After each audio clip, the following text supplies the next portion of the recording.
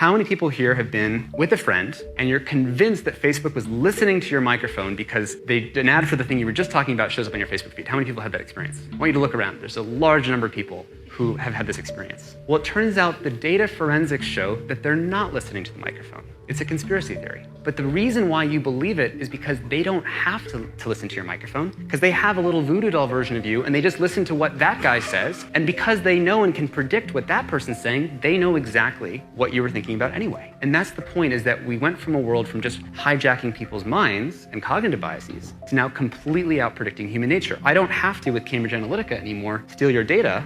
There's a new paper out with 80% accuracy. I can actually get your big 5 personality traits just by looking at your mouse movements and click patterns. You can also do it with eye gaze, by the way. With technology, you don't have to overwhelm people's strengths. You just have to overwhelm their weaknesses. This is overpowering human nature, and this is checkmate on humanity. What should we do about this? I know. Let's go grayscale.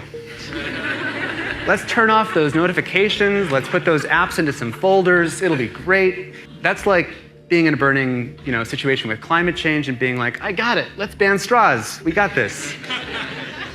Okay, so this is clearly massively insufficient. It's a systemic problem that needs systemic solutions. So what are we going to do? What if we train the engineers in ethics? Let's have them study Jeremy Bentham and Immanuel Kant and consequentialism. That will clearly solve the problem. Believe me, I'm far in support of training everyone in ethics, but this is not sufficient to the problem we just laid out of human downgrading. I know, let's put it on the blockchain. Let's just put the attention economy on the blockchain. This will be great.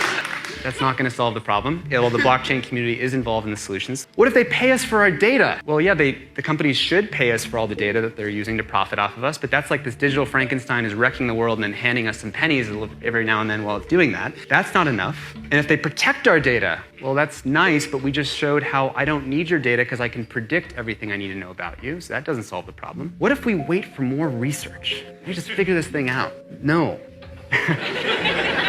Because this problem is urgent. And so there's no question that Silicon Valley is sophisticated about technology. But the thing that we have not been very sophisticated about, and we need to get sophisticated about, is human nature. And that means having a much more full stack understanding of how we really work, a magician's view of ourselves, an anthropologist's view of ourselves, a meditation teacher's view of ourselves. And that's like taking this evolutionary diagram and saying, maybe we need to look in the mirror and see a full appraisal of all of our human weaknesses, frailties, and also our brilliance.